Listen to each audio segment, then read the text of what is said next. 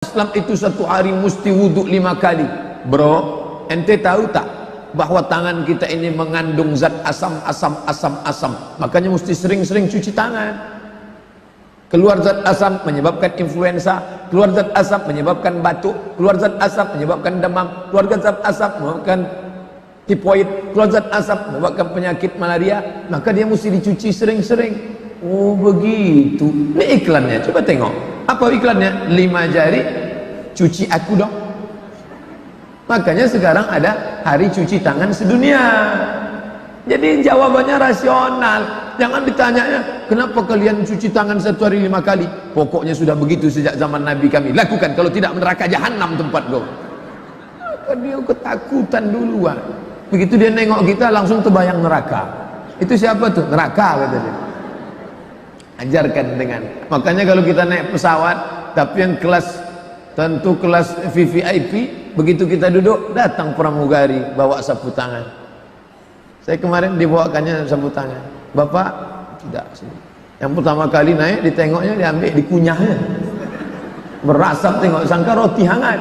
Padahal itu untuk cuci tangan. Kenapa? Membersihkan zat asam. Siapa agama yang paling bersih di dunia? Islam. Bangun pagi cuci tangan, salat zuhur cuci tangan, salat asar cuci tangan, salat maghrib cuci tangan, salat isya cuci tangan, mau tahajud witir cuci tangan, iktikaf bersih.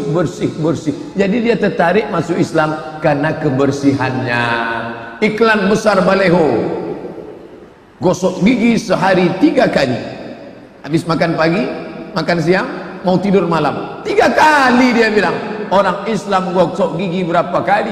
Laula an asyqa ala ummati, kalau tidak memberatkan bagi umatku, la amartuhum bisiwak, aku suruh mereka bersiwak, gosok gigi inda kulli shalah. Setiap mau salat gosok gigi. Setiap mau salat gosok gigi. Setiap mau salat gosok gigi. Hanya saja kalau bulan Ramadan ini setelah tergelincir matahari tidak dianjurkan. Tadi pagi ya, sudah tergelincir matahari gosok gigi makruh. Gosok gigi kumur-kumur, jam 2, jam 3 lesu, lemah.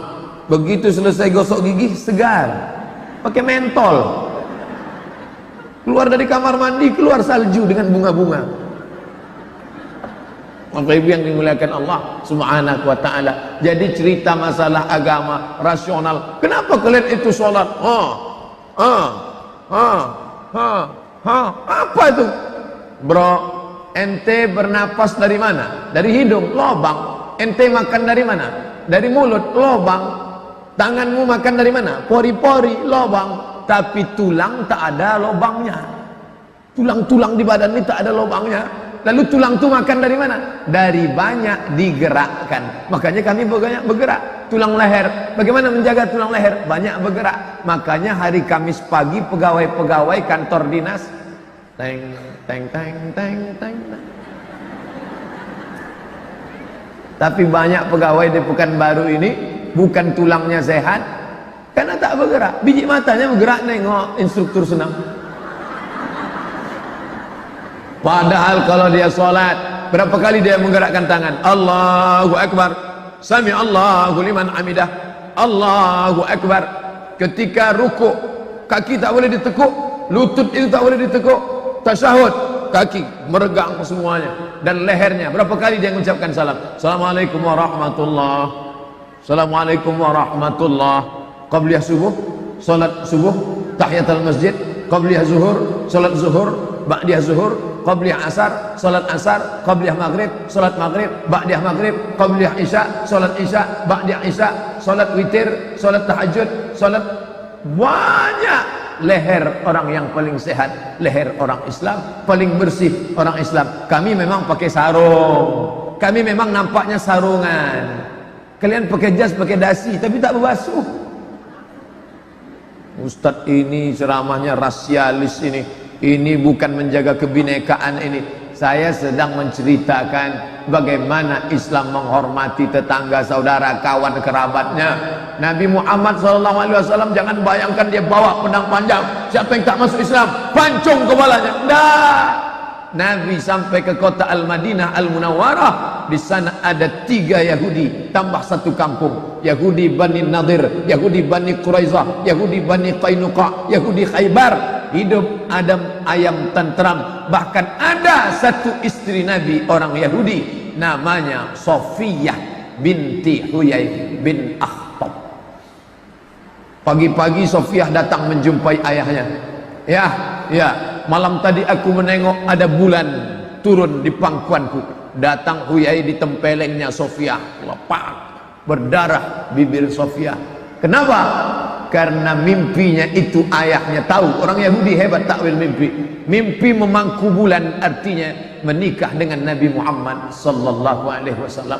Karena Nabi Muhammad itu diumpamakan dengan bulan purnama yang menerangi malam gelap gulita. Makanya dia disambut dengan tala'al badru alaina. Al-Badru. Kalau bulan itu bulat namanya Al-Badru. Kalau bulan itu masih sabit namanya Hilal.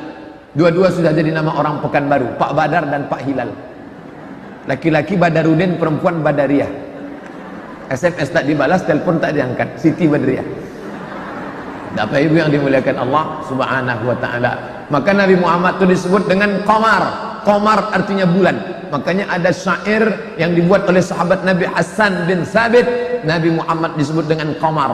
Qamarun, Qamarun, Qamarun sidnan Nabi, Qamarun. Nabi diumpamakan sebagai bulan yang menerangi. Bermimpi dia memangku bulan, maka kemudian ditempeleng oleh bapaknya, berarti kau akan menikah dengan Muhammad. Mimpi itu terwujud. Sofiyah memang menjadi istri Nabi Muhammad sallallahu alaihi wasallam, masuk Islam, tapi mertuanya tetap Yahudi. Jadi kalau ada orang mengatakan agama kalian rasialis, setiap beda dengan Islam pancung kepalanya, bagaimana mungkin kami mengatakan agama kami rasialis sedangkan Nabi kami istrinya ada orang Yahudi? Sofiyah binti Huyai. Istri Nabi ada yang Kristen, ada masuk Islam. Siapa namanya? Maria Al-Qibtiyah. Maria namanya. Hadiah dari mana?